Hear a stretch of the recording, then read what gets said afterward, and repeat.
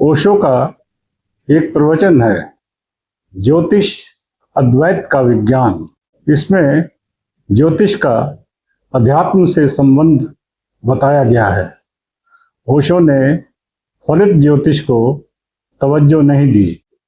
खुशवंत सिंह, जो illustrated weekly के संपादक होते थे, वो ज्योतिष के सख्त खिलाफ थे।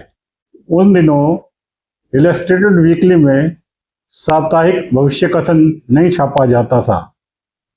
उन्होंने तब के ज्योतिषियों को चैलेंज किया था कि वो उन्हें 1 लाख रुपए का इनाम देंगे यदि वे उनके बारे में ठीक ठाक बता सकें। इनाम लेने कोई नहीं आया, यहाँ तक कि वीकली भी बंद हो गई। अंधश्रद्धा निर्मूलन समिति ने ज्योतिषियों को 90% भविष्य कथन सही सही बाँचने पर 30 लाख रुपए इनाम देने की घोषणा कर रखी है। इसमें कुल 20 कुंडली बाचनी हैं, जिसमें जातक के भूतकाल के बारे में 5-7 बातें ही बतानी हैं। मसलन उसकी शादी हुई है कि नहीं, कितना पढ़ा लिखा है, कितने बच्चे हैं, कोई मेजर एक्सीडेंट तो नहीं हुआ, तलाक वगैरह तो नहीं हुआ, इत्यादि। इस संस्था से जुड़े श्याम मानव जी के अनुसार 1986 में एक ज्योतिषी आया था। उसने मात्र 26% ही सही गणना की, यानी सिर्फ 64% कम। उस वक्त इनाम की राशि 25 लाख रुपए होती थी, जो अब बढ़ाकर 30 लाख कर दी गई है। लेकिन कोई किस्मत वाला भविष्यवक्ता आया ही नहीं। ज्योतिष का फलित क्यों गलत निकलता है, इस बारे जैन योगी डॉक्टर पीजे सहर का अलग तर्क है। हमारे सोलर सिस्टम से कोई 20 प्रकाश वर्ष दूर सीरियस नामक ट्विन तारे का हमारे भाग्य निर्धारण में पूरा योगदान है। ये 2 तारे, एक ब्राइट और एक ब्लैक है। सहर जी की पुस्तक जैन योगा के पृष्ठ संख्या 199 से लेकर 219 तक सितारों के इस खेल को बखूबी समझाया गया है। मोतीलाल बनारसी दास द्वारा प्रकाशित ये एक बहुमूल्य किताब है। ज्योतिष विज्ञान है या नहीं, इस बारे में कुछ निश्चित नहीं है, पर मैंने एक बार आर्थिक तंगी से गुजरते हुए अपने मित्र को शनि का एक उपाय बताया था। हम दोनों वीराने में गए और उन्होंने मिट्टी में सुरमा दबाया और शनि संबंधित मंत्र पढ़े। बाद में वो मित्र ऊंची पोस्ट पर पहुँचे और आज 60-65 हज़ार पेंशन पा रहे हैं। स्क्रीन पर दिख रही कुंडली में 1 से 12 तक भाव या खाने दिख रहे हैं। साथ में 1 नंबर की राशि मेष से लेकर 12 नंबर की राशि मीन तक दिख रही हैं। आपके लगन में कोई भी राशि हो सकती है। मान लीजिए आपका मिथुन लगन है, तो जहाँ 1 लिखा है वहाँ 3 लिखा जाएगा।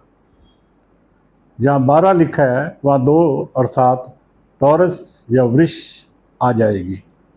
खाने या भाव वही रहेंगे। आजकल भृगुनंदी नाड़ी प्रचलन में है। कभी लाल किताब सटीक मानी जाती थी। वैदिक ज्योतिषी सबसे ज़्यादा हैं। इनकी कुंडली के 7 ग्रह और 2 छाया ग्रह राहु केतु ही होते हैं। अंग्रेज़ों के प्रभाव से प्लूटो, नेपच्यून इत्यादि ग्रह जोड़े गए हैं। आइए आपको शनि से संबंधित कुछ आसान सूत्र बताते हैं। शनि मनुष्य के जीवन में बाकी ग्रहों की बनिस्पत ज़्यादा प्रभाव डालता है। शनि की साढ़ेसाती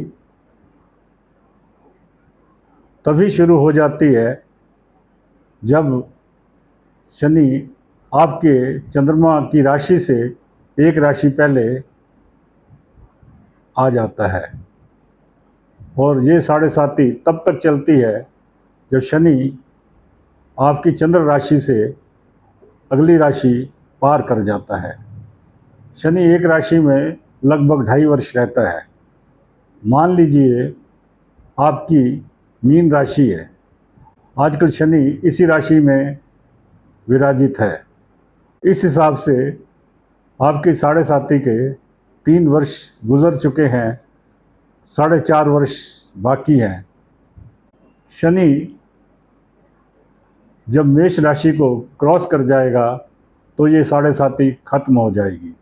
सूत्र नंबर 2, शनि यदि खाना नंबर 2 में राहु के साथ है तो जातक की वाणी कठोर होती है, वो जल्दी क्रोध में आ जाता है, रिश्तेदारों से मनमुटाव बना रहता है। सूत्र 3, शनि दूसरे भाव में और सूर्य 8वें में हो तो व्यक्ति सरकारी नौकरी या सरकारी ठेकेदार होता है। 8वें भाव का सूर्य व्यक्ति को राजसी स्वभाव देता है। दूसरे शनि और 8वें सूर्य वाला जातक 70 वर्ष से ज़्यादा उम्र पाता है। 8वें सूर्य वाले के समक्ष किसी संबंधी की मृत्यु नहीं होती, उस समय वो डेथ बेड से दूर होता है। सूत्र 4, शनि की तीसरी, 7वीं और 10वीं 3 दृष्टियां होती हैं। सभी कम बत्ती कष्टकारक हो सकती हैं। लगन का शनि या 7वें भाव का शनि विवाह और पार्टनरशिप में बुरे फल देता है। 7वें घर में शनि के साथ केतु भी विराजमान हो तो तलाक की संभावनाएं बढ़ जाती हैं। शनि यदि चौथे हो तो खुद तो उम्र से बड़ा दिखेगा ही, उसकी पत्नी उससे भी बड़ी उम्र की होती है। चौथे भाव के शनि पर मंगल की दृष्टि हो तो जातक के पास जवानी के प्रारंभ में ही कार और अचल संपत्ति होती है।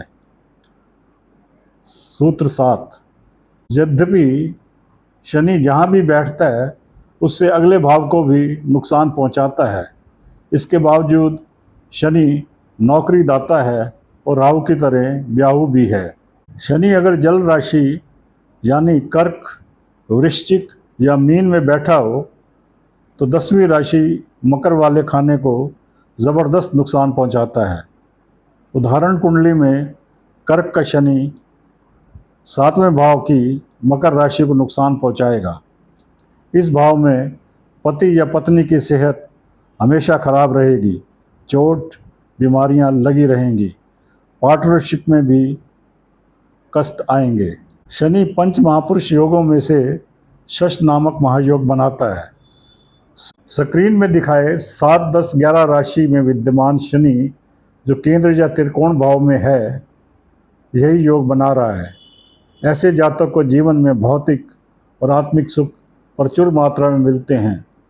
यही शनि ढेर सारी मनी देते हैं। शनि को साधने के लिए ज्योतिषी अनेक उपाय बताते हैं, जैसे काले कपड़े का दान, लोहे के बर्तनों का दान, तेल का दान, विशेषकर सरसों के तेल का, नीलम रत्न धारण करना और मंत्र जाप। इन सब उपायों में सर्वश्रेष्ठ उपाय है अपने अधीनस्थों और मजदूरों से प्रेम से पेश आएं, उनके जायज़ हक को बिल्कुल ना मारें, वरना देखने में आया है शनि महाराज बड़े बड़ों की अकड़ ढीली कर देते हैं। जय जय।